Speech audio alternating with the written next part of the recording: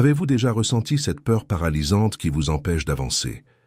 Cette oppression dans la poitrine lorsque vous pensez à l'avenir, lorsque vous vous sentez incapable, lorsque l'échec vous paraît plus réel que la victoire? Si vous regardez cette vidéo, vous connaissez probablement cette sensation. Et laissez-moi vous dire quelque chose qui peut complètement changer votre perspective. La peur que vous ressentez n'est pas un signe de faiblesse, ni la preuve que votre foi est faible, et elle n'a certainement pas le dernier mot sur votre vie. En réalité, Dieu a déjà tout prévu dans sa parole pour vous aider à surmonter cette peur paralysante.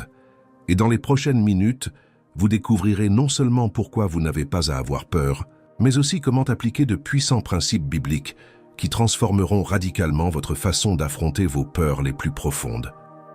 Préparez votre cœur, car ce message est peut-être exactement ce que vous aviez besoin d'entendre aujourd'hui. La peur est l'une des émotions les plus universelles de l'expérience humaine. Peu importe qui vous êtes, où vous vivez, votre niveau de revenu ou votre statut social, nous sommes tous confrontés à la peur. Il peut s'agir de la peur de l'incertitude, cette angoisse qui vous réveille à 3 heures du matin à vous demander comment vous allez payer vos factures le mois prochain. Il peut s'agir de la peur de l'échec, cette crainte paralysante d'essayer quelque chose de nouveau et d'échouer, de décevoir ceux qui vous font confiance, ou encore de la peur de la perte, cette inquiétude constante qu'un malheur arrive à vos proches. Et pour beaucoup d'entre nous, il existe une peur encore plus profonde et silencieuse. La peur de ne pas être à la hauteur, de ne pas être capable d'assumer la tâche, d'être démasqué comme un imposteur qui ne fait que prétendre savoir ce qu'il fait. Ces peurs peuvent nous paralyser complètement. Elles nous empêchent de saisir les opportunités que Dieu met sur notre chemin. Elles nous retiennent prisonniers de relations toxiques, car nous avons peur de la solitude. Elles nous empêchent de poursuivre nos rêves, car le risque d'échec nous paraît trop grand.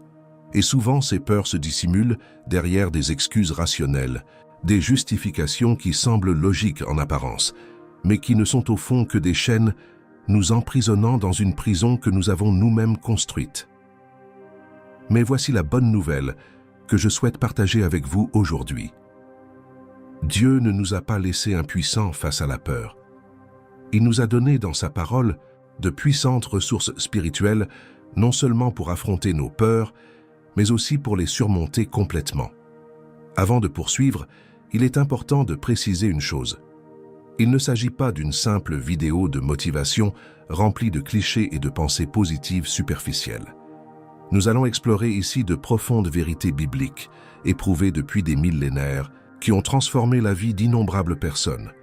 Ce sont des principes qui ont fait leur preuve chez des hommes et des femmes confrontés à des peurs bien plus grandes que les nôtres, dans des situations bien plus désespérées que nous ne pouvons l'imaginer.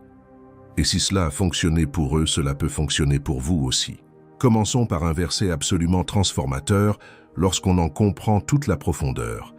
Dans la deuxième épître à Timothée, chapitre 1, verset 7, Paul écrit à son jeune disciple Timothée, « Car Dieu ne nous a pas donné un esprit de timidité, mais un esprit de force, d'amour et de sagesse. » Voyez-vous ce que Paul veut dire?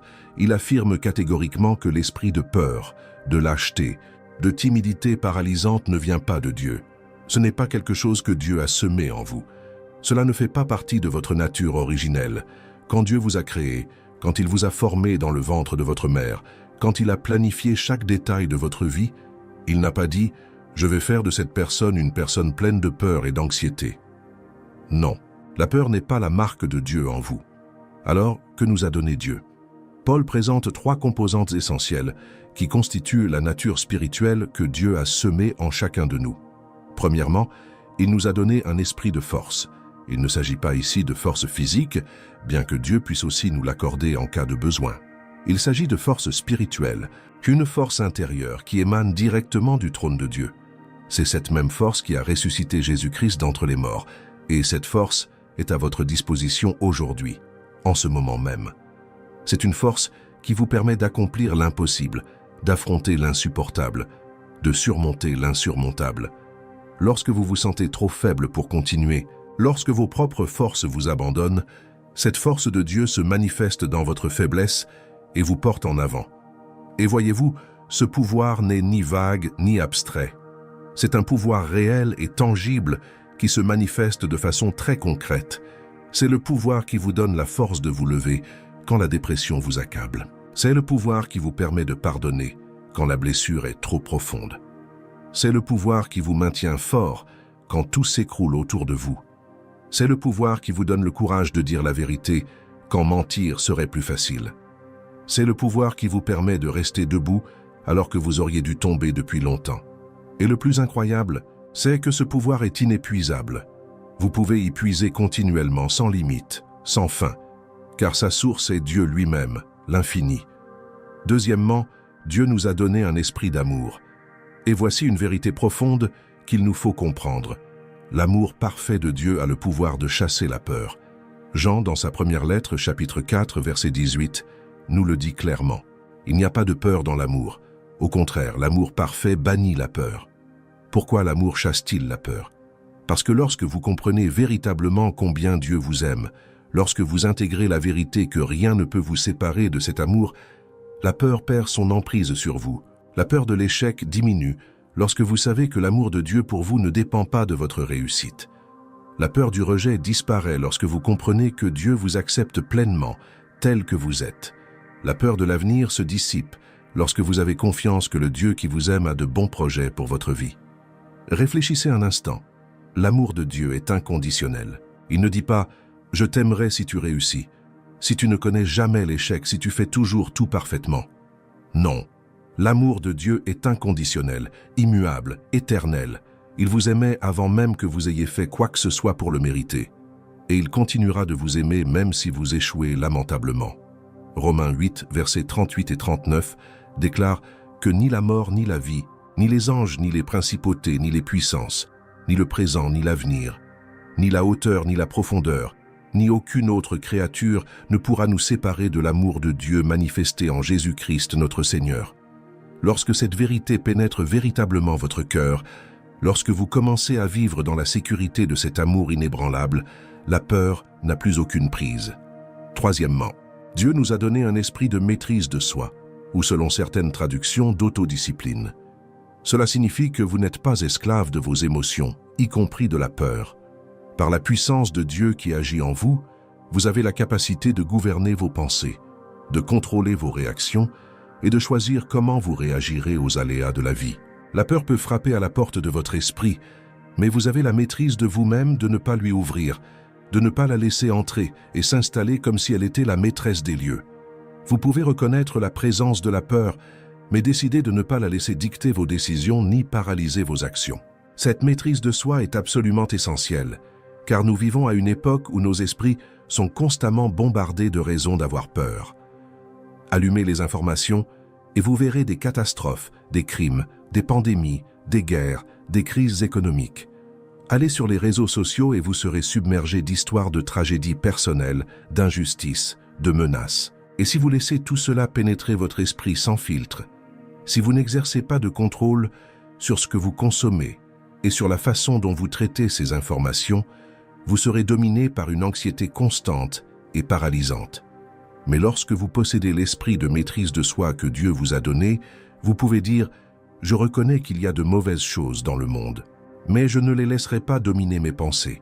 Je choisirai de me concentrer sur ce qui est vrai, ce qui est noble, ce qui est juste, ce qui est pur, ce qui est aimable, ce qui est digne d'éloge, comme Paul nous l'enseigne dans Philippiens 4, 8. Je filtrerai ce qui entre dans mon esprit à travers la vérité de la parole de Dieu. » Vous vous demandez peut-être, tout cela semble merveilleux en théorie, mais comment l'appliquer concrètement? Comment transformer ces concepts bibliques en changements réels lorsque je suis en pleine crise d'angoisse, lorsque la peur m'étouffe? C'est une excellente question, et c'est précisément ce que nous allons explorer maintenant. Car en réalité, la connaissance biblique sans application pratique, c'est comme posséder une carte au trésor sans jamais sortir de chez soi pour le chercher. Alors, parlons d'applications pratiques et concrètes que vous pouvez mettre en œuvre dès aujourd'hui. La première application pratique est la prière intentionnelle, une demande de force et de courage. Je ne parle pas de prières vagues et génériques comme « Seigneur, bénis-moi ». Je parle de prières précises et ciblées où vous criez vers Dieu en lui demandant exactement ce dont vous avez besoin. « Seigneur, j'ai besoin de courage pour avoir cette conversation difficile demain. J'ai besoin de force pour affronter cette situation qui me terrifie. J'ai besoin de paix au milieu de cette tempête. Lorsque vous priez ainsi, vous reconnaissez votre dépendance envers Dieu et, en même temps, vous exercez votre foi en sa réponse. Et voici un point puissant. Souvent, la prière elle-même commence à vous transformer, à fortifier votre esprit avant même que vous ne receviez la réponse complète. Permettez-moi de vous donner un exemple très concret. Imaginez que vous ayez une présentation importante au travail demain et que la peur vous paralyse. Au lieu de ruminer mentalement tout ce qui pourrait mal tourner, arrêtez-vous et priez précisément. « Seigneur, j'ai besoin de ta sagesse pour savoir quoi dire. J'ai besoin de ta paix pour apaiser mes nerfs. J'ai besoin de ta force pour présenter avec assurance. Je sais que tu ne m'as pas donné un esprit de lâcheté, mais un esprit de force. Manifeste cette force en moi demain. » Puis, poursuivez cette prière par une déclaration de foi. « J'ai confiance que tu me donneras la force de réussir. » Lorsque vous priez ainsi, plusieurs choses se produisent. Vous déplacez votre attention du problème vers Dieu, vous activez ses promesses par la foi. Et vous vous préparez mentalement et spirituellement au défi qui vous attend. La deuxième application pratique consiste à méditer sur les récits bibliques de dépassement de l'adversité. La Bible regorge d'histoires de personnes qui ont affronté des peurs terribles et qui, avec l'aide de Dieu, les ont vaincus. Lorsque vous prenez le temps d'étudier ces récits, lorsque vous vous y plongez pleinement et que vous vous imaginez à leur place, une transformation profonde s'opère. Vous commencez à comprendre que votre peur n'est pas unique, que d'autres ont traversé des épreuves encore plus difficiles et sont parvenus à les surmonter. Et vous réalisez que le même Dieu qui était avec eux est avec vous aujourd'hui. Nous aborderons prochainement certains de ces récits car ils sont véritablement transformateurs. La troisième application pratique consiste à remplir votre vie de l'amour de Dieu par la prière constante, la lecture régulière de la Bible et des relations saines. Vous souvenez-vous quand nous avons dit que l'amour parfait chasse la peur? Eh bien, vous devez vous exposer constamment à cet amour. C'est comme remplir un verre d'eau pure pour en chasser l'eau sale. Plus vous vous exposez à l'amour de Dieu, plus vous le ressentez à travers sa parole, la prière et la communion fraternelle avec d'autres chrétiens, moins la peur a de place en vous.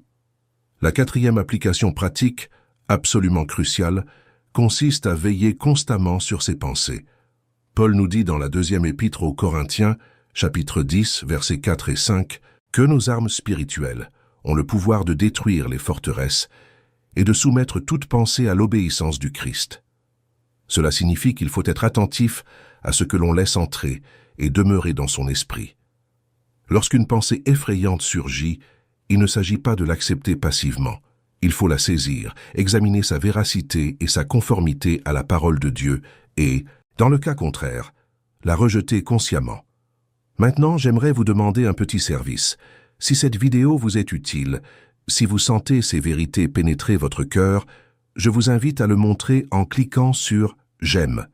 Ce n'est pas seulement pour optimiser le référencement, même si c'est important aussi. En cliquant sur « J'aime », vous affirmez « Je choisis d'adhérer à ces vérités. Je m'oppose à la peur. » Et si vous n'êtes pas encore abonné à la chaîne, abonnez-vous dès maintenant. Chaque semaine, nous partageons des messages transformateurs comme celui-ci qui fortifieront votre foi et vous aideront à vivre pleinement la vie promise par Jésus. À présent, explorons quelques récits bibliques marquants qui illustrent précisément comment ces vérités se manifestent dans la vie réelle. Commençons par l'histoire de Moïse, l'un des plus grands chefs de l'histoire biblique, mais dont le parcours a débuté par une peur paralysante. Lorsque Dieu apparaît à Moïse dans le buisson ardent et l'appelle à libérer le peuple d'Israël de l'esclavage en Égypte, quelle est la réaction de Moïse? Il ne dit pas « Seigneur, je suis prêt, allons-y ». Non, Moïse énumère une série d'excuses qui nous sont bien familières. Qui suis-je pour aller voir Pharaon? Et s'ils ne me croient pas? Je parle mal, je bégaye. Entendez-vous la peur dans ces mots? Moïse dit en substance « Seigneur, cette mission est trop lourde pour moi. Je ne suis pas à la hauteur. Je vais échouer. » Mais remarquez la réponse de Dieu. Il ne dit pas « Tu as raison, Moïse, tu n'es pas à la hauteur. J'appellerai quelqu'un d'autre. » Dieu ne dit pas non plus « N'aie plus peur et sois courageux. » Non, Dieu fait quelque chose de bien plus puissant. Il dit « Je serai avec toi. » Comprenez-vous la profondeur de ces mots? Dieu ne niait pas que la tâche était impossible pour Moïse seul. Elle l'était bel et bien. Mais Dieu disait « Tu ne seras pas seul. Je serai avec toi. Ma puissance agira à travers toi. Ma présence te soutiendra à chaque instant. Et c'est précisément ce que nous devons comprendre lorsque nous sommes confrontés à nos propres peurs. Dieu ne vous appelle pas à agir seul. Il vous appelle à agir avec lui. Et cela change tout. Moïse avait-il encore peur au début de son voyage? Probablement. La peur ne disparaît pas comme par magie. Mais Moïse choisit d'obéir malgré sa peur. Il fit le premier pas, puis le deuxième, puis le troisième. Et à chaque pas, il découvrit que Dieu était réellement présent, exactement comme il l'avait promis. Lorsqu'il eut besoin de mots pour parler à Pharaon, Dieu les lui donna. Lorsqu'il eut besoin de signes pour convaincre le peuple, Dieu les lui accorda. Lorsqu'il fut pris au piège entre la mer Rouge et l'armée égyptienne, Dieu ouvrit un passage qui semblait impossible. Moïse apprit que Dieu ne se contente pas de l'appeler, mais qu'il marche à ses côtés à chaque instant. Considérons les détails de cette histoire. Lorsque Moïse arriva en Égypte et se présenta devant Pharaon, la situation ne s'améliora pas immédiatement. Au contraire, elle empira. Pharaon intensifia l'oppression des Israélites et le peuple se retourna contre Moïse. Il aurait facilement pu penser « Je savais que j'allais échouer. Je savais que j'en étais incapable. » Mais Dieu se servait même de ces difficultés pour fortifier la foi de Moïse et préparer le terrain à des manifestations encore plus grandes de sa puissance. Les 10 plaies qui suivirent n'étaient pas seulement des châtiments infligés à l'Égypte, elles constituaient des leçons progressives pour Moïse sur l'immensité de la puissance de Dieu et sur la façon dont Dieu tient toujours ses promesses, quel que soit le temps que cela prenne ou les apparences. Et voici une leçon fondamentale pour nous. Vaincre la peur ne signifie pas ne jamais la ressentir. Cela signifie choisir d'avancer malgré la peur, en ayant confiance que Dieu est avec nous. Le courage n'est pas l'absence de peur, c'est la décision d'obéir à Dieu, même quand on tremble intérieurement. C'est faire ce pas de foi quand nos jambes flageolent. C'est ouvrir la bouche pour dire la vérité quand notre voix tremble. Dieu n'attend pas de nous que nous soyons surhumains. Il attend seulement de nous que nous lui obéissions et que nous ayons confiance qu'il pourvoira à tous nos besoins au moment opportun. À présent, penchons-nous sur une autre histoire marquante, celle d'Esther. Cette jeune femme juive devient reine de Perse grâce à une série de circonstances providentielles. Mais une terrible crise éclate. Haman, un haut fonctionnaire du royaume, complote pour exterminer tous les Juifs de l'Empire. Mardochée, son cousin, la met au défi d'user de son influence pour sauver son peuple. Un problème se pose. S'adresser au roi sans y avoir été convoqué était passible de la peine de mort. Même en tant que reine, Esther risquait l'exécution si le roi ne lui tendait pas son sceptre d'or lorsqu'elle se présenterait devant lui. Esther se trouve littéralement face à un choix cornélien. Se taire et sauver sa vie, ou tout risquer pour tenter de sauver son peuple. Pouvez-vous imaginer la peur qu'Esther a dû ressentir? Elle savait que son prochain pas risquait fort d'être le dernier. Mais Mardochée lui rappelle une vérité profonde. Qui sait si ce n'est pas pour un temps comme celui-ci que tu es parvenu à cette position royale? Parfois, Dieu nous place dans des situations particulières, non pour notre confort, mais pour accomplir son dessein. Et lorsqu'Esther comprend cela, lorsqu'elle dépasse sa propre peur et reconnaît le dessein supérieur de Dieu, elle prend l'une des décisions les plus courageuses de la Bible. Elle dit « J'irai vers le roi, même si c'est contraire à la loi. Si je dois périr, je périrai. » Ces paroles sont absolument extraordinaires. Esther ne prétend pas ne pas avoir peur. Elle ne nie pas le risque. Elle affronte la peur en face et déclare « Même si cela doit me coûter la vie, je ferai ce qui est juste. Je ferai confiance à Dieu et je ferai cet acte de foi. » Et que se passe-t-il? Dieu honore son courage. Le roi lui tend son sceptre, Esther est reçue. Et par une série d'événements divins, tout le peuple juif est sauvé, et Haman subit le châtiment qu'il avait prévu pour les innocents. L'histoire d'Esther nous enseigne une leçon essentielle. Parfois, surmonter la peur signifie prendre des risques calculés par amour pour les autres, en ayant confiance que Dieu a un dessein plus grand, et qu'il nous protégera et nous guidera. Mais permettez-moi de vous en dire plus sur cette histoire, car elle recèle des détails importants qui passent souvent inaperçus. Avant de se présenter devant le roi, Esther demanda à Mardochée de rassembler tous les Juifs de Suse pour jeûner 3 jours. Elle avait compris une leçon essentielle. Les grandes épreuves exigent une préparation spirituelle intense. Elle ne s'est pas contentée de marcher vers le trône en comptant sur son seul courage. Elle s'est préparée spirituellement à rechercher le soutien de la communauté par un jeûne collectif et a ensuite agi avec confiance en Dieu. Et lorsqu'elle se présenta enfin devant le roi, remarquez sa sagesse. Elle n'entra ni en quête ni en suppliant. Elle s'y rendit avec dignité et grâce. Et lorsque le roi lui demanda ce qu'elle désirait, elle ne déballa pas tout d'un coup. Stratégiquement, elle invita le roi et Haman à un banquet, puis à un autre, préparant soigneusement le terrain pour sa requête. Ceci nous enseigne que surmonter la peur et agir avec foi ne signifie pas être imprudent ou impulsif. Cela signifie faire confiance à Dieu, tout en utilisant la sagesse qu'il nous a donnée. Permettez-moi maintenant de vous raconter une autre histoire marquante, celle de David et Goliath. Tout le monde la connaît, mais elle recèle de profonds enseignements sur le dépassement de la peur. Lorsque Goliath, un géant philistin de près de 3 mètres de haut, défia l'armée d'Israël, tous les soldats, y compris le roi Saül, furent paralysés par la peur. Pendant 40 jours, ce géant se moqua d'Israël et personne n'osa l'affronter. C'est alors qu'apparut David, un jeune berger qui n'était même pas dans l'armée. Il entendit Goliath blasphémer contre Dieu et s'indigna. Lorsque David se porte volontaire pour combattre Goliath, Saül tente de le dissuader. « Tu ne peux pas affronter ce Philistin. Tu n'es qu'un jeune homme, et lui, il est guerrier depuis sa jeunesse. » Mais remarquez la réponse de David. Il ne dit pas « Tu as raison, je ne fais pas le poids ». Au contraire, David raconte à Saül comment Dieu l'a aidé à tuer un lion et un ours qui attaquaient ses brebis. David affirme en substance « J'ai une relation privilégiée avec Dieu. Je l'ai vu accomplir l'impossible. J'ai confiance en lui. » Et David fait alors une déclaration puissante. « L'Éternel qui m'a délivré de la patte du lion et de la patte de l'ours me délivrera aussi de la main de ce Philistin. » Il y a là une leçon essentielle. Votre foi face aux défis actuels repose sur vos expériences passées avec Dieu. Chaque fois que Dieu vous aide à surmonter une peur mineure, il vous prépare à affronter des peurs plus grandes. David n'a pas commencé par combattre des géants. Il a commencé par garder des moutons et par faire confiance à Dieu pour le protéger des prédateurs. Ce furent ses premiers pas dans la lutte pour le grand défi qui l'attendait. Et lorsque David se retrouve enfin face à Goliath, observez son attitude. Il ne tremble pas rongé par le doute. Il court vers le géant. Et avant de lancer la pierre, il déclare « Tu viens à moi avec l'épée, la lance et le bouclier. Mais moi, je viens à toi au nom du Seigneur des armées.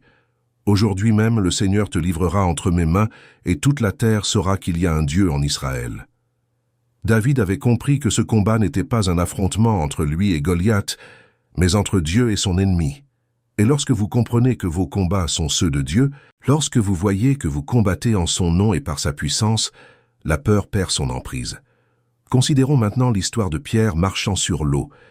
Les disciples étaient dans une barque au milieu d'une tempête, lorsqu'ils virent Jésus marcher sur la mer.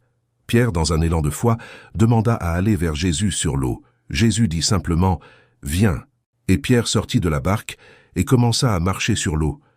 Mais il sentit alors la force du vent, eut peur et commença à s'enfoncer. Jésus le rattrapa et lui dit « Homme de peu de foi, pourquoi as-tu douté ?» Cette histoire est fascinante, car elle révèle 2 choses importantes. Premièrement, Pierre a réellement marché sur l'eau. Tant que ses yeux étaient fixés sur Jésus, l'impossible devenait possible. Cela nous enseigne que lorsque nous restons concentrés sur le Christ, lorsque nous lui faisons entièrement confiance, nous pouvons accomplir ce qui nous paraîtrait naturellement impossible.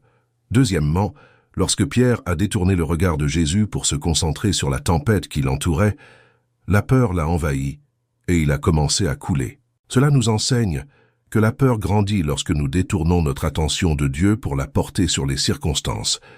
Mais voici un message encourageant. Même lorsque Pierre a commencé à couler, Jésus était là pour le rattraper. Cela nous rappelle que même lorsque notre foi vacille, même lorsque la peur nous submerge momentanément, Jésus ne nous abandonne pas. Il est toujours là pour nous soutenir et nous ramener en sécurité. Examinons également l'histoire de Josué. À la mort de Moïse, Dieu appela Josué à conduire le peuple d'Israël à la conquête de la terre promise. Imaginez la pression et la peur qu'il a dû ressentir. Il devait succéder à Moïse, l'un des plus grands chefs de tous les temps. Il devait mener toute une nation au combat contre de puissants ennemis. Et Dieu savait que Josué avait peur, alors il lui répéta, « Sois fort et courageux. N'aie pas peur et ne te décourage pas, car l'Éternel, ton Dieu, sera avec toi partout où tu iras. » Dieu ne l'a pas dit qu'une seule fois. Il l'a répété à plusieurs reprises dans le livre de Josué, car il savait que Josué aurait besoin de rappels constants.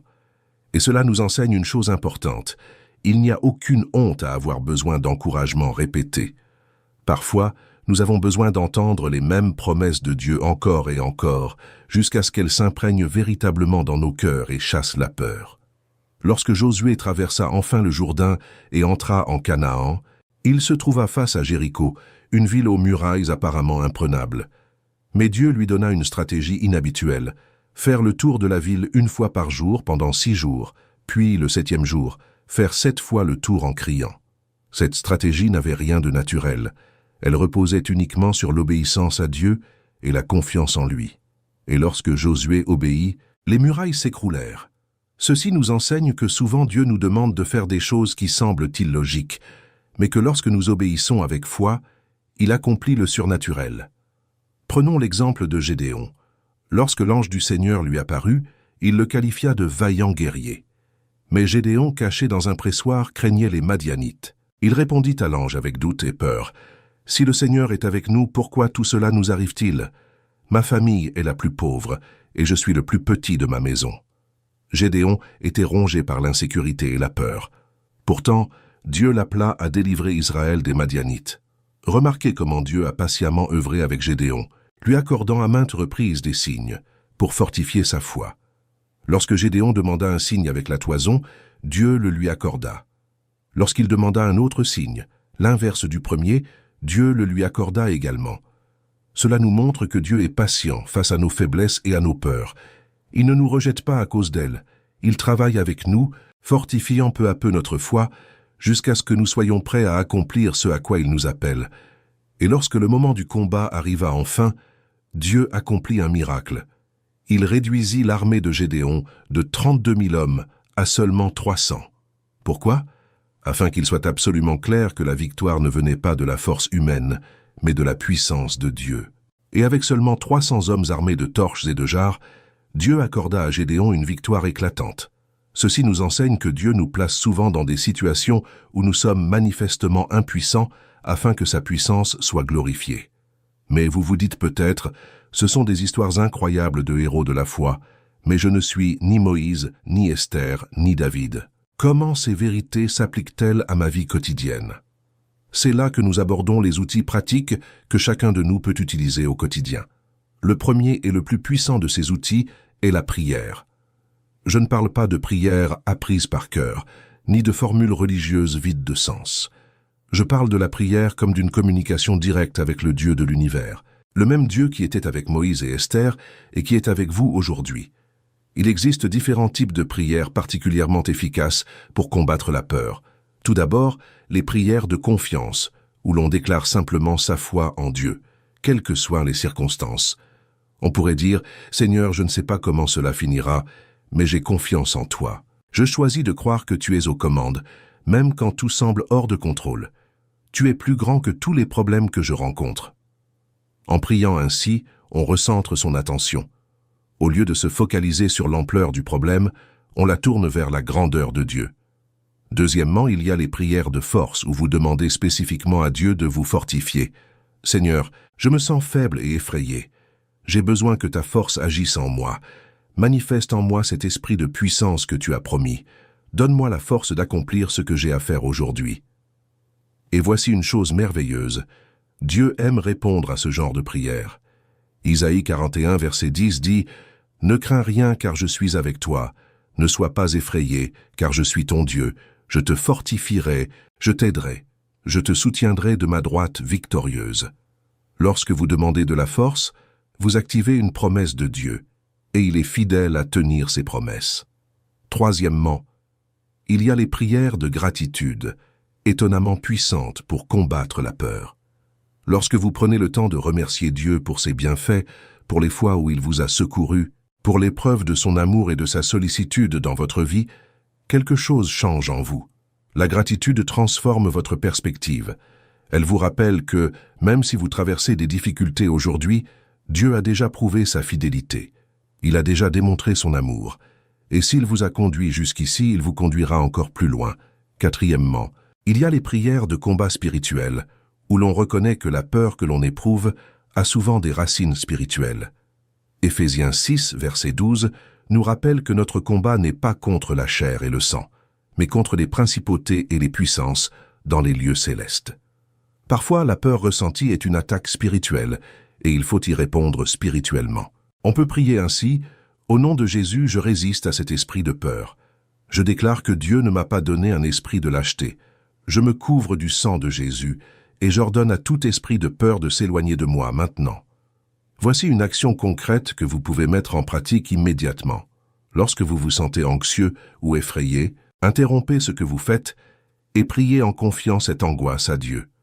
La première épître de Pierre, chapitre 5, verset 7, nous dit « Déchargez-vous sur lui de tous vos soucis, car il prend soin de vous. » Ne vous accrochez pas à vos inquiétudes, ne les ruminez pas pendant des heures. Confiez-les à Dieu, dites « Seigneur, je suis inquiet. Je te confie cette situation. J'ai confiance que tu t'en occuperas. » Puis, consciemment, recentrez votre attention sur quelque chose pour lequel vous êtes reconnaissant ou sur une promesse de Dieu en laquelle vous pouvez avoir confiance.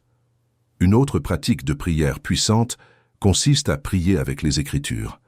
Au lieu de simplement demander des choses à Dieu avec vos propres mots, vous pouvez utiliser des versets bibliques et les transformer en prières personnelles. Par exemple, en prenant Philippiens 4, versets 6 et 7, vous pourriez prier ainsi: « Seigneur, tu me dis de ne m'inquiéter de rien, mais qu'en toute chose, par la prière et la supplication avec des actions de grâce, je te présente mes demandes. C'est ce que je fais maintenant. Je te présente mon inquiétude concernant situations spécifiques, et je m'appuie sur ta promesse. Ta paix, qui surpasse toute intelligence, gardera mon cœur et mes pensées en Jésus-Christ. » Lorsque vous priez en vous appuyant sur les Écritures de cette manière, vous alignez vos prières sur la volonté révélée de Dieu. Vous adressez des prières dont vous savez que Dieu veut exaucer les vœux, car elles reposent sur ses propres promesses.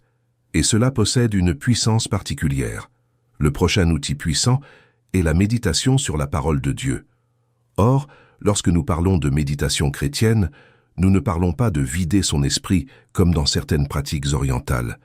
Nous parlons de remplir son esprit de la vérité de Dieu. Il s'agit de prendre un verset ou un passage des Écritures et de le contempler, de le méditer, de le laisser pénétrer profondément en soi.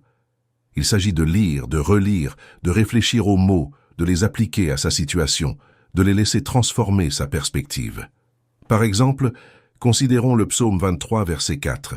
« Quand je marche dans la vallée de l'ombre de la mort, je ne crains aucun mal, car tu es avec moi. » Lorsque vous méditez sur ce verset, ne vous contentez pas de le lire rapidement et de passer à autre chose. Arrêtez-vous et réfléchissez. Que signifie marcher dans la vallée de l'ombre de la mort? Quelles sont les épreuves que je traverse en ce moment? Pourquoi n'ai-je pas à craindre le mal? Parce que Dieu est avec moi. Il ne me sort pas forcément de la vallée, mais il marche à mes côtés. Sa présence est ma protection. Vous commencez alors à comprendre comment ce verset s'adresse directement à votre situation. Il cesse d'être de simples mots sur une page et devient une vérité vivante qui fortifie votre cœur. Ou considérez Isaïe 41, verset 10, que nous avons déjà mentionné. « Ne crains rien, car je suis avec toi. Ne sois pas effrayé, car je suis ton Dieu. Je te fortifierai, je t'aiderai, je te soutiendrai de ma droite victorieuse. » Méditez sur ce verset en le répétant à voix haute plusieurs fois. Notez chaque phrase dans un carnet et réfléchissez-y. Posez-vous des questions comme « Comment Dieu m'a-t-il fortifié par le passé? De quelle manière ai-je besoin de son aide aujourd'hui? Que signifie être soutenu par la droite de Dieu? » Ce faisant, la parole de Dieu apaise votre esprit, ancre les promesses divines dans votre cœur et remplace les pensées de peur par des pensées de foi. Tenir un journal spirituel est une pratique extrêmement utile. Vous y notez les versets qui vous touchent et vos réflexions à leur sujet. Lors de périodes de grande peur, vous pouvez vous référer à ce journal et vous souvenir des vérités que Dieu vous a déjà révélées. Vous pouvez relire les promesses qui vous ont fortifié et les laisser vous fortifier à nouveau. En repensant à toutes les fois où Dieu vous a soutenu, à toutes les batailles que vous avez remportées grâce à son aide, Votre foi se fortifie pour les épreuves à venir. Une autre technique puissante consiste à utiliser des méditations guidées sur les Écritures. Vous pouvez trouver des ressources chrétiennes qui vous guident à travers des passages bibliques de manière contemplative, vous aidant ainsi à véritablement assimiler et intérioriser la vérité de Dieu. Vous pouvez aussi simplement choisir un verset le matin et le méditer tout au long de la journée, en y revenant régulièrement, comme un point d'ancrage qui vous maintient stable lorsque des vagues d'anxiété menacent de vous submerger. La mémorisation des Écritures est également d'une grande puissance. Lorsque la parole de Dieu est gravée dans votre cœur et votre esprit, elle est toujours accessible. Inutile de chercher dans votre Bible lorsque la peur vous saisit au beau milieu de la nuit. Les promesses de Dieu y sont déjà prêtes à vous fortifier. Le psalmiste écrit dans le psaume 119, verset 11, « Je serre ta parole dans mon cœur, afin de ne pas pécher contre toi. » En mémorisant la parole de Dieu, vous vous constituez un arsenal spirituel, toujours prêt à vous servir dans le combat contre la peur.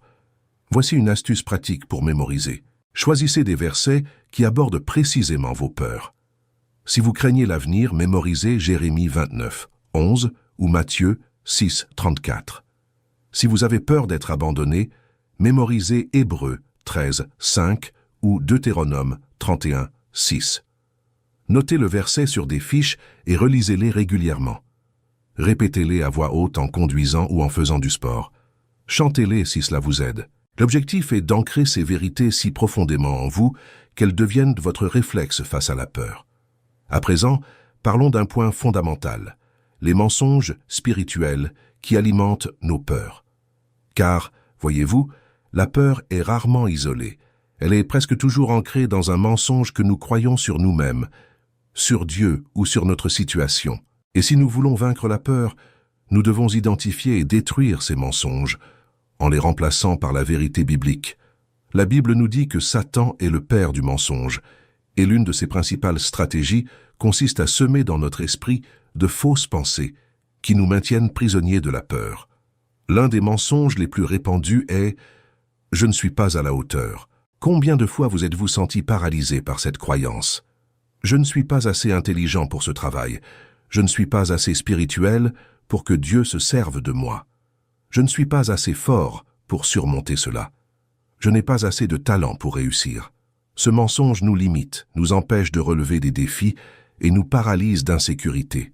Mais quelle est la vérité biblique? Éphésiens 2:10 nous dit « Car nous sommes son ouvrage, ayant été créés en Jésus-Christ pour de bonnes œuvres, que Dieu a préparées d'avance, afin que nous les pratiquions. » Vous êtes le chef-d'œuvre de Dieu. Il vous a créé avec un but précis, vous a doté de dons uniques et a préparé de bonnes œuvres spécialement pour vous.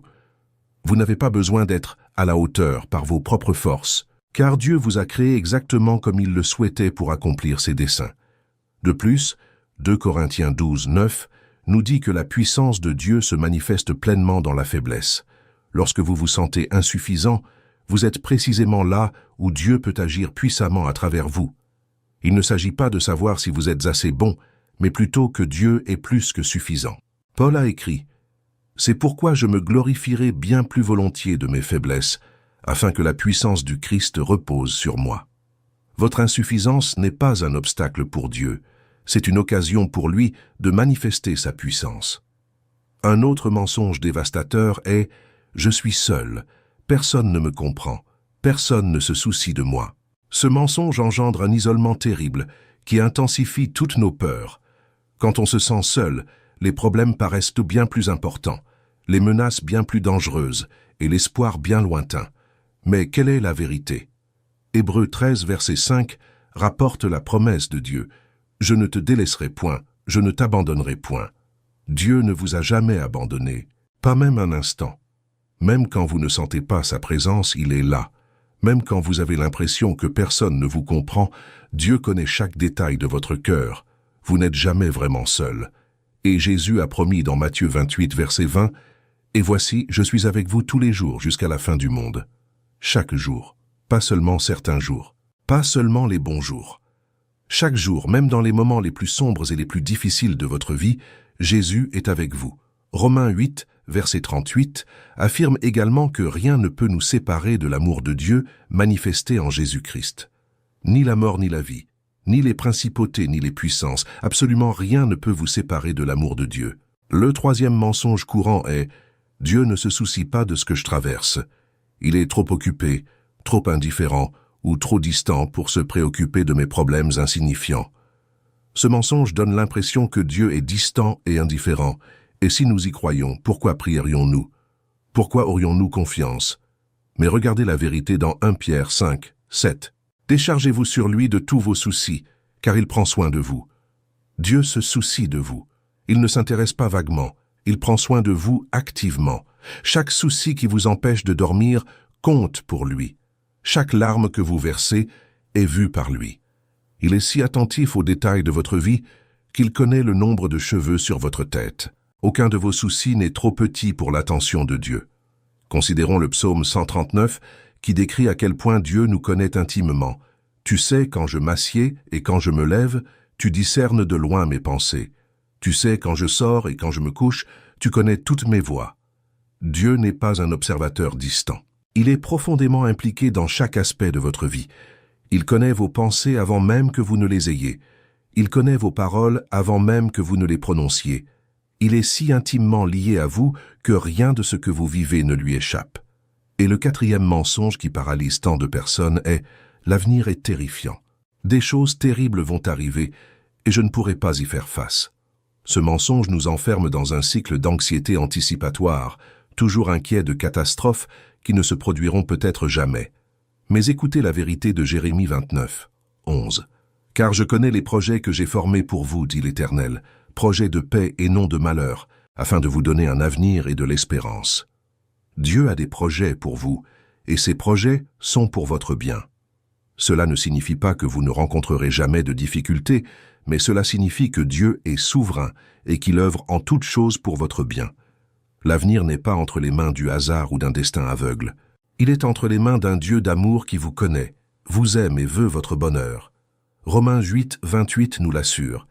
Nous savons du reste que toutes choses concourent au bien de ceux qui aiment Dieu, de ceux qui sont appelés selon son dessein. Même les épreuves, Dieu peut les transformer en bienfaits. Il est le Dieu de la rédemption, capable de faire jaillir la beauté des cendres et la joie du deuil. Il y a aussi ce mensonge. J'ai fait trop d'erreurs. Dieu ne peut plus se servir de moi. Ce mensonge surgit surtout lorsque nous repensons à nos échecs passés. Or, la vérité est que la Bible regorge de personnes qui ont lamentablement échoué et qui pourtant ont été puissamment utilisées par Dieu. Pierre a renié Jésus 3 fois mais est devenu un pilier de l'Église primitive. Moïse a tué un homme et s'est enfui dans le désert, mais Dieu l'a appelé 40 ans plus tard à diriger Israël. David a commis l'adultère et un meurtre, mais Dieu l'a appelé « un homme selon mon cœur ». Paul a violemment persécuté l'Église mais est devenu le plus grand des apôtres. Son histoire ne s'arrête pas à ses échecs. Dieu est le Dieu des nouvelles opportunités et des nouveaux départs. Un autre mensonge dangereux est celui-ci. Si j'avais vraiment la foi, je n'aurais pas peur. Ce mensonge nous fait culpabiliser d'avoir peur, comme si la peur était la preuve d'un manque de foi. Or, la vérité est que même les plus grands héros de la foi ont éprouvé la peur. La différence réside dans le fait qu'ils ont agi malgré elle. Élie, après une grande victoire spirituelle sur le mont Carmel, s'enfuit par peur de Jézabel, mais Dieu ne le condamna pas. Il le soutint, le fortifia et le renvoya en mission. Avoir peur ne signifie pas manquer de foi. Cela signifie simplement être humain. Ce qui compte, c'est ce que l'on fait de cette peur. La laisser nous paralyser ou faire confiance à Dieu et agir malgré elle. Alors comment combattre ces mensonges? D'abord, il faut les reconnaître dès leur apparition. Cela exige conscience de soi et honnêteté. Lorsque la peur vous envahit, arrêtez-vous et demandez-vous « Quelle pensée ou croyance alimente cette peur? À quel mensonge est-ce que je crois en ce moment ?» Souvent, le simple fait d'identifier le mensonge commence à le déposséder de son emprise. Ensuite, confrontez le mensonge à la vérité biblique. Cherchez des versets qui contredisent directement le mensonge auquel vous croyez et méditez-les jusqu'à ce que la vérité remplace le mensonge dans votre esprit. Voici une pratique puissante.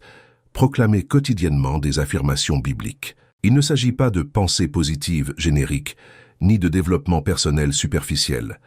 Ce sont des déclarations fondées sur la vérité de la parole de Dieu concernant votre identité en Christ et les promesses qu'il a faites pour vous. Par exemple, vous pouvez vous réveiller le matin et déclarer à voix haute « Je suis enfant de Dieu, et il m'aime inconditionnellement. Je n'ai rien à craindre, car Dieu est avec moi. Il m'a donné un esprit de force, d'amour et de maîtrise de soi. Aucune arme forgée contre moi ne prévaudra. Dieu a de bons projets pour ma vie. Je peux tout accomplir grâce à celui qui me fortifie. » Lorsque vous répétez régulièrement ces affirmations, surtout à voix haute, un phénomène puissant se produit. Vous reprogrammez littéralement votre esprit, remplaçant les schémas de pensée négatifs et fondés sur la peur par des schémas de pensée basés sur la vérité de Dieu. Romains 12, 2 nous exhorte à être transformés par le renouvellement de notre intelligence. Ce renouvellement ne se fait pas automatiquement. C'est un processus volontaire qui consiste à remplacer nos anciennes façons de penser par de nouvelles fondées sur la parole de Dieu. Il est également important de demander au Saint-Esprit de renouveler votre esprit. Vous pouvez prier ainsi. « Saint-Esprit, je te prie de m'aider à discerner clairement la vérité. Lorsque des mensonges surgissent dans mon esprit, avertis-moi. Aide-moi à les reconnaître pour ce qu'ils sont, et enracine ta vérité si profondément dans mon cœur qu'elle devienne mon réflexe, remplaçant la peur. » Le Saint-Esprit est appelé l'Esprit de vérité, et l'une de ses fonctions est de nous guider vers toute la vérité. Lorsque vous l'invitez dans ce processus de renouvellement de l'esprit, il agit en vous de manière que vous ne percevez pas toujours consciemment, mais qui produisent des changements réels et durables. Un autre aspect crucial de ce processus est de s'entourer de personnes qui confortent la vérité de Dieu au lieu de nourrir nos mensonges et nos peurs. Ceci nous amène à aborder un point absolument essentiel, le rôle de la communauté chrétienne pour nous aider à surmonter la peur. Voyez-vous, Dieu n'a jamais voulu que nous vivions la vie chrétienne seule. Il nous a placés au sein d'un corps, l'Église, où chaque membre a un rôle à jouer et où nous nous soutenons mutuellement. Et lorsqu'il s'agit de combattre la peur, la communauté chrétienne est inestimable. Tout d'abord, se réunir régulièrement avec d'autres croyants est extrêmement puissant. Hébreux 10, 25 nous exhorte à ne pas négliger ces rencontres. Pourquoi ? Parce que lorsque nous nous réunissons avec d'autres chrétiens, que ce soit pour un culte, un groupe de partage ou une réunion de prière, une expérience spirituelle se produit. Notre foi est fortifiée par celle des autres. Dans les moments de faiblesse, nous pouvons nous appuyer sur leur force. Lorsque notre foi vacille, la leur nous soutient. Et lorsque la peur nous envahit, le courage et la paix que nous voyons chez les autres croyants nous rappellent qu'il est possible de la surmonter. Il y a quelque chose de particulier dans le fait de prier en communauté qui fortifie notre foi d'une manière unique. Chanter des hymnes et des cantiques avec d'autres croyants, écouter la prédication de la parole avec son Église, participer à la Sainte Seine avec ses frères et sœurs en Christ, tout cela nous édifie spirituellement. On nous rappelle les vérités éternelles. Nous faisons l'expérience de la présence de Dieu collectivement, ce qui complète et fortifie notre relation personnelle avec lui. Prier en groupe est particulièrement puissant. Jésus a dit dans Matthieu 18, verset 20, « Car là où 2 ou 3 sont assemblés en mon nom, je suis au milieu d'eux. » La présence de Dieu est particulière lorsque les croyants se réunissent pour prier ensemble. Et lorsque la peur vous accable, savoir que d'autres prient avec vous et pour vous fait toute la différence. Ils vous soutiennent lorsque vous êtes trop faible pour tenir debout seul. Leurs prières percent les ténèbres lorsque les mots vous manquent. Et souvent, Dieu parle à travers les prières des autres, apportant précisément la parole d'encouragement ou la perspective dont vous aviez besoin. Partager son témoignage est incroyablement enrichissant. Entendre comment Dieu a aidé quelqu'un à surmonter une peur semblable à la nôtre, entendre parler de sa fidélité envers une personne confrontée à une situation comparable à la nôtre, fortifie notre foi. On se dit alors, si Dieu l'a fait pour eux, il peut le faire pour moi aussi. Et en partageant notre propre témoignage de l'aide que Dieu nous a apportée, nous faisons 2 choses. Nous renforçons notre foi en nous souvenant de sa fidélité et nous encourageons ceux qui traversent des épreuves similaires. Rechercher un mentor spirituel est un autre moyen essentiel de s'appuyer sur la communauté chrétienne pour combattre la peur. Trouvez un chrétien plus mûr, capable de vous guider, de vous conseiller grâce à son expérience et sa sagesse, et de vous responsabiliser, est extrêmement précieux. Un mentor peut vous aider à déceler des schémas dans votre vie que vous ne remarquez pas par vous-même. Il peut vous interpeller lorsque la peur vous envahit et vous encourager lorsque vous êtes sur le point d'abandonner. Il a déjà parcouru des chemins que vous commencez à peine à explorer et peut partager les leçons qu'il a apprises en cours de route. Un bon mentor spirituel ne se contente pas de vous donner des réponses toutes faites. Il vous apprend à chercher Dieu par vous-même, à discerner sa voie et à appliquer les principes bibliques aux situations que vous rencontrez. Il prie régulièrement pour vous encourage à respecter vos engagements spirituels et célèbre vos victoires avec vous. Proverbe 27, 17 dit « Le fer aiguise le fer, et l'homme aiguise son prochain ». Une relation de mentorat est précisément cela. Un perfectionnement mutuel qui nous fortifie spirituellement. Servir les autres est aussi un moyen étonnamment efficace de combattre ses propres peurs. Lorsque vous vous oubliez et vous concentrez sur l'aide à autrui, lorsque vous mettez vos dons et vos talents au service des autres, quelque chose se produit en vous. Vos problèmes semblent moins importants, vous relativisez, et vous découvrez que Dieu vous utilise puissamment malgré vos imperfections et vos peurs. De plus, lorsque vous servez les autres, vous rencontrez souvent des personnes confrontées à des difficultés bien plus grandes que les vôtres, ce qui vous rappelle de compter vos bénédictions et de faire confiance à Dieu. Jésus a enseigné qu'il y a plus de bonheur à donner qu'à recevoir. Et cela est vrai non seulement matériellement, mais aussi émotionnellement et spirituellement. Lorsque vous servez les autres, que ce soit par votre engagement dans l'Église, le bénévolat dans votre communauté ou simplement en étant disponible pour aider votre voisin, vous éprouvez une joie et un sentiment d'utilité qui dissipent la peur. Vous découvrez que votre vie a un sens qui dépasse vos propres préoccupations. Et il y a quelque chose de libérateur là-dedans. Étudier la Bible ensemble, que ce soit en petits groupes ou à l'école du dimanche, est essentiel. En étudiant la parole de Dieu avec d'autres, on découvre des perspectives et des compréhensions qu'on n'aurait jamais acquises seul. Quelqu'un pourrait remarquer un détail dans un verset qu'on a lu 10 fois sans jamais vraiment le saisir. Une autre personne pourrait expliquer comment un principe biblique s'applique à une situation concrète qu'on traverse. Et les discussions de groupe permettent à la vérité de s'enraciner plus profondément dans notre esprit. De plus, il est essentiel d'entretenir des amitiés chrétiennes profondes et authentiques. Le livre des Proverbes, chapitre 18, verset 24, parle d'un ami plus fidèle qu'un frère. Vous avez besoin d'amis chrétiens avec qui vous pouvez être totalement honnête au sujet de vos difficultés, de vos peurs et de vos doutes. Des amis qui ne vous jugeront pas, mais qui vous ramèneront vers le Christ. Des amis qui vous rappelleront la vérité lorsque vous croyez à des mensonges. Des amis qui riront avec vous dans les bons moments et pleureront avec vous dans les moments difficiles. Maintenant, permettez-moi d'être très concret et direct avec vous. Si vous regardez cette vidéo et que vous luttez contre la peur, voici ce que je vous propose de faire dès aujourd'hui. Tout d'abord, choisissez un verset de ce message qui parle particulièrement de la peur et qui résonne profondément en vous. Il peut s'agir de 2 Timothée 1, 7, de 1 Jean 4, 18, d'Ésaïe 41, 10 ou de tout autre verset. Écrivez ce verset sur une feuille de papier et placez-la à un endroit où vous le verrez plusieurs fois par jour, sur le réfrigérateur, sur le miroir de la salle de bain, sur l'écran de votre téléphone. Chaque fois que vous le voyez, lisez-le à voix haute et laissez sa vérité vous imprégner. Deuxièmement, identifiez le mensonge précis qui alimente votre principale peur en ce moment. Est-ce « Je ne suis pas assez bien. Je suis seul. Dieu est indifférent. L'avenir est terrifiant. » Soyez honnête avec vous-même. Ensuite, trouvez un verset qui contredit directement ce mensonge et méditez-le quotidiennement. Proclamez la vérité biblique à voix haute chaque matin et chaque soir. Troisièmement, ne restez pas seul. Contactez un autre chrétien aujourd'hui et confiez-lui vos difficultés face à la peur. Demandez-lui de prier pour vous. Si vous n'appartenez pas encore à une communauté chrétienne, engagez-vous à en trouver une cette semaine. Allez à l'église, rejoignez un groupe de partage, tissez des liens avec le corps du Christ. Vous en avez plus besoin que vous ne le pensez.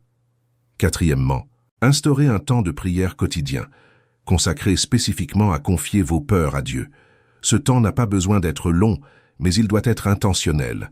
5 minutes chaque matin, passées à nommer précisément vos peurs et à les remettre à Dieu, peuvent transformer votre journée.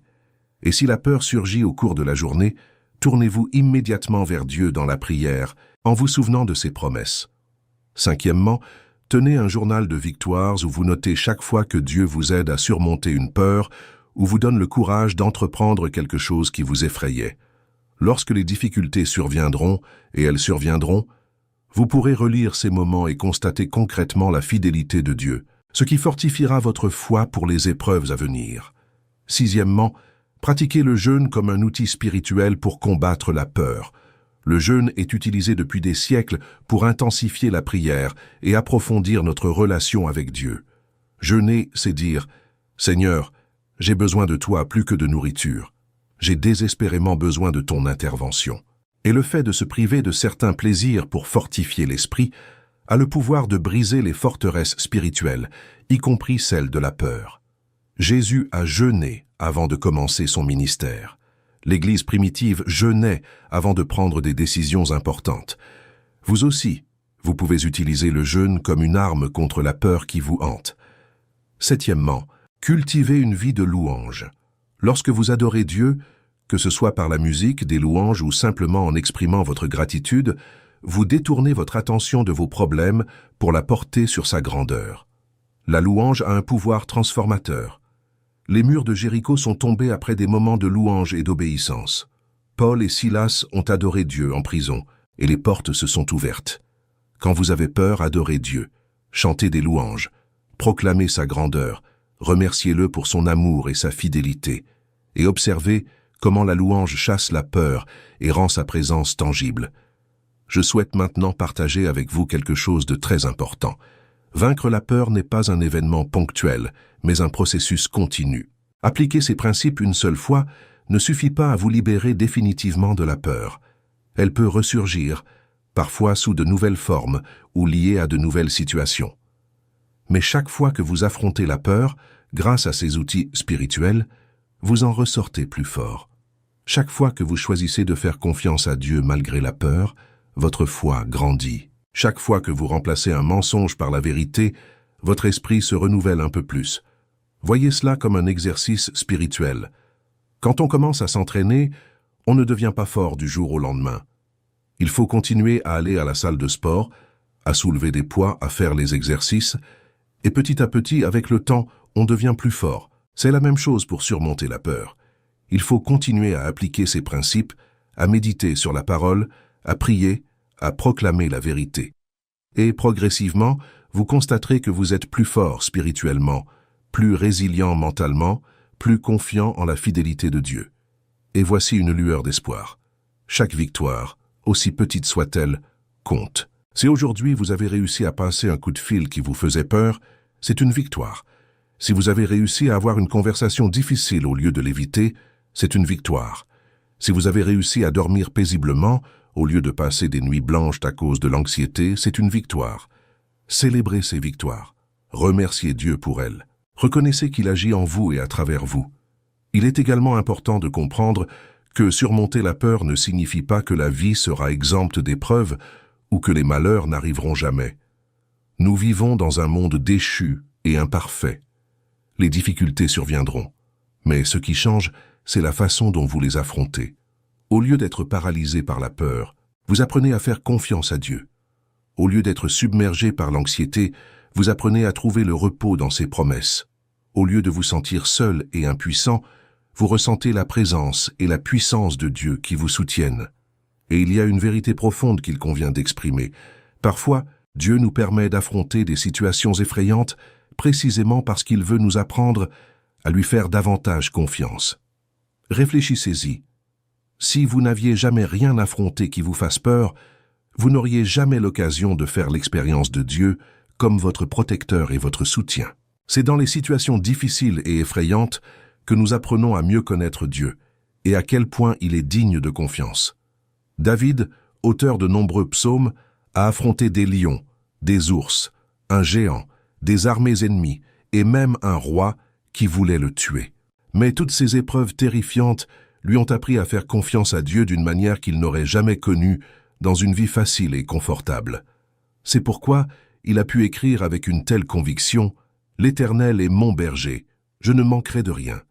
Quand je marche dans la vallée de l'ombre de la mort, je ne crains aucun mal, car tu es avec moi. » Alors, face à une situation effrayante, essayez de changer de perspective. Au lieu de vous demander « Pourquoi Dieu permet-il cela ?», demandez-vous plutôt « Que veut-il m'enseigner à travers cette épreuve ? Comment veut-il fortifier ma foi ? De quelle nouvelle manière veut-il se révéler à moi ?» Cela ne rend pas la situation moins difficile, mais cela transforme complètement votre façon de l'appréhender. Vous cessez d'être une victime passive des circonstances et devenez un élève actif, apprenant de précieuses leçons à l'école de Dieu.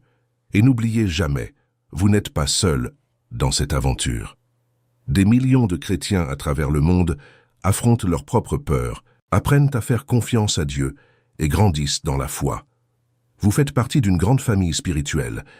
Et surtout, Dieu lui-même marche à vos côtés, le Saint-Esprit demeure en vous et Jésus-Christ intercède pour vous. Quel meilleur atout pourriez-vous avoir pour affronter vos peurs? Hébreux 4, 15, 16 nous rappelle que nous avons un souverain sacrificateur qui comprend nos faiblesses, car il a été tenté en tout point comme nous, sans toutefois pécher. C'est pourquoi nous pouvons nous approcher avec confiance du trône de la grâce de Dieu, afin d'obtenir miséricorde et de trouver grâce pour être secourus dans nos besoins. Jésus comprend vos craintes. Il a éprouvé la peur à Gethsémani, lorsqu'il a sué des gouttes de sang en contemplant la croix. Mais il a choisi d'obéir au Père malgré cette peur, et il est là maintenant, intercédant pour vous et vous donnant la force nécessaire pour faire de même. Avant de terminer, j'aimerais vous demander une chose très importante. Laissez un commentaire ci-dessous pour partager ce qui vous a le plus marqué dans cette vidéo. Peut-être un verset en particulier vous a-t-il touché. Peut-être une histoire biblique vous a-t-elle inspiré. Peut-être une application pratique que vous mettrez en œuvre dès aujourd'hui. Partagez-le dans les commentaires. En partageant, vous n'intégrez pas seulement le message pour vous-même, vous encouragez aussi ceux qui sont confrontés à des craintes similaires. Votre témoignage pourrait être exactement ce dont quelqu'un a besoin aujourd'hui. Et si vous connaissez quelqu'un qui souffre de peur ou d'anxiété, partagez cette vidéo avec lui. Soyez un instrument de Dieu pour apporter espoir et vérité à ceux qui en ont besoin. Parfois, Dieu se sert de vous pour transmettre le bon message à la bonne personne au bon moment. Ne sous-estimez pas l'impact que vous pouvez avoir, simplement en partageant quelque chose qui vous a aidé. Avant de terminer, permettez-moi de prier pour vous. Père Céleste, je te remercie pour chaque personne qui a regardé cette vidéo jusqu'ici. Tu connais chaque cœur, chaque lutte, chaque peur qu'ils affrontent. Je prie maintenant au nom de Jésus pour que tu répandes sur chacun d'eux ton esprit de puissance, d'amour et de maîtrise de soi. Là où règne la peur, que ta paix parfaite vienne et la chasse. Là où l'on croit au mensonge, que l'esprit de vérité le démasque et le remplace par ta parole vivante. Là où règne la faiblesse, que ta force se manifeste avec puissance. Seigneur, je prie tout particulièrement pour ceux qui sont en proie à des peurs paralysantes. Peut-être s'agit-il de la peur de l'avenir, de la peur de l'échec, de la peur de la solitude. Tu vois chaque situation. Tu connais chaque détail. Et je proclame sur eux la promesse d'Ésaïe 41, 10.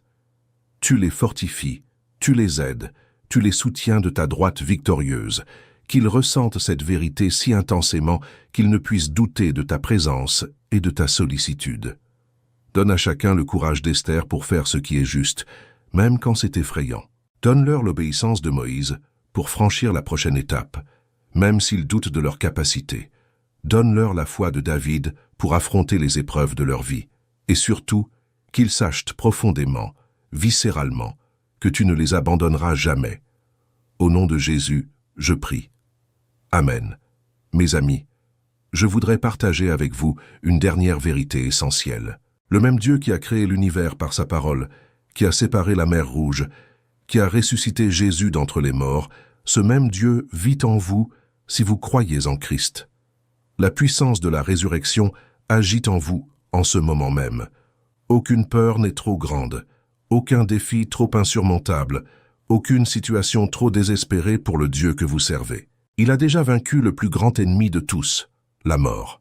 S'il a vaincu la mort, il peut assurément vous aider à surmonter toutes les peurs qui vous assaillent. Alors, relevez la tête, redressez les épaules, inspirez profondément, et souvenez-vous, vous êtes enfant du Dieu très haut. Vous avez accès à des ressources spirituelles illimitées. Vous n'êtes pas seul, vous n'êtes pas impuissant, vous n'êtes pas vaincu. Vous êtes plus que vainqueur en Jésus-Christ, et le Dieu qui a commencé une œuvre bonne en vous est fidèle pour l'achever. Ayez confiance en lui. Reposez-vous sur ses promesses, et voyez comme il vous surprendra par sa fidélité.